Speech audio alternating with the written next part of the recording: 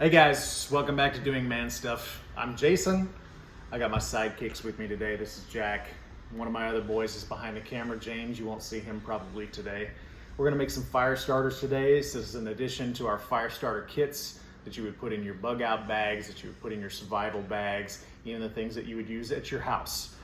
This is a really simple thing. It's a really popular thing. You're gonna see this on a lot of channels, but I wanted to include it in our repertoire here because the more people making videos like this, the better. This is really, really simple. All you need is some pieces of foil like this. This does not need to be complicated or expensive. This is aluminum foil. You can get this super cheap. Cotton balls like this. These are a little bit bigger than some, but you know, whatever, it doesn't matter a whole lot. Petroleum jelly, Vaseline, whatever. We're gonna get a little bit of this on this cotton ball. Just dip it in there.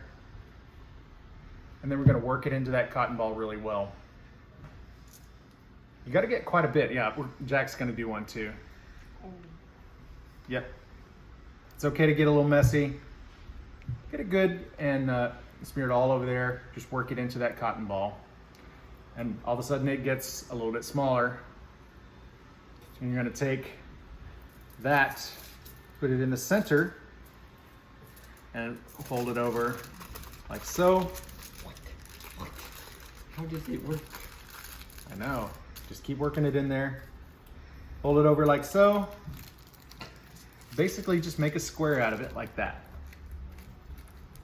Now, a lot of the ones that you'll see on different channels are a little bit smaller than this, but basically you've got something that's very small. Ideally, they would be just a little bit more compact than that, but what you've got is something that you can take out in a pinch if there's a lot of wind, if there's moisture. This is something that lights really, really easily. So what you do in order to use a starter like this, and let's grab this so we don't light our schmog on fire. You're gonna take your knife and you're gonna cut diagonally across there and diagonally across here. And you're gonna open that up. And we're gonna use a match to light this. This lights, if you've got petroleum jelly on here, the way that you should, this will light really, really easily with a ferrocerium rod like this. So you use your striker, use the back of your knife, and it lights super easy onto there. But we're gonna use a match just for demonstration purposes right now. Just like that. See how easy that lit right there? And because it lights so easy, it's easy to strike when the conditions are not so great.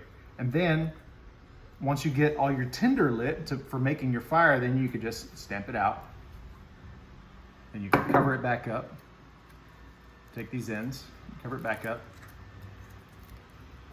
And then you can put it back in your kit and use it later. So if you've got 3 or 4 of these, 5 or 6 of these, then you can start fires for a really, really, really long time. So if you're in a survival situation where you don't have other tinder, maybe the conditions are not great, then this is a really awesome option for you. So I highly encourage you to do this. Take 5 or 6 cotton balls, just roll them up in petroleum jelly. Jack, let's get you to do one of those. Let's roll just a little bit more petroleum jelly into that. Okay. Yeah, so work it into that. Fold it up in 4s. And we're actually doing this right now so that we can build our own survival kits. We're gonna build 2 of these survival kits. Take yourself a little plastic baggie and put about 6 of these into one plastic bag, and that's gonna be in your fire starter kit.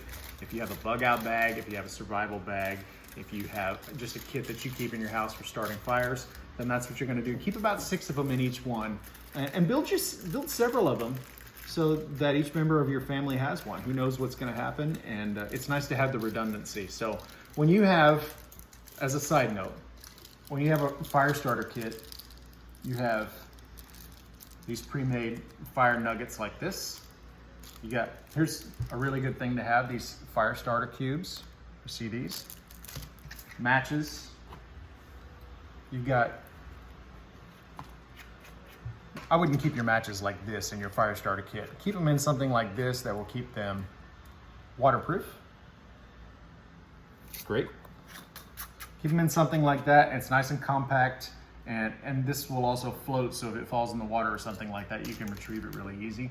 And then you got a ferrocerium rod like this. It's easy to strike and get these types of tinders lit. Always, guys, the greatest thing that you can have in your fire starter kit is just a good old-fashioned Bic lighter. I don't have one right in front of me because that's pretty much just understood. But the key with fire starting kits is redundancy, to have different ways of starting a fire. Ferrocerium rod, nuggets, these fire starter bricks, matches, Bic lighter. Make sure you can always get a fire started, because you never know what that's going to look like. Even if you're stuck in your house in a situation like we had last year, where we had a whole week with no power and water, and people needed to start fires. If you don't have gas, if you don't have lighters, if you don't have some of the usual ways of cooking food, then you need to be able to start a fire. And so you need to have several different ways. So you can put all of these things into a nice compact little kit in a baggie, in one of those waterproof cases like you would keep cell phones in.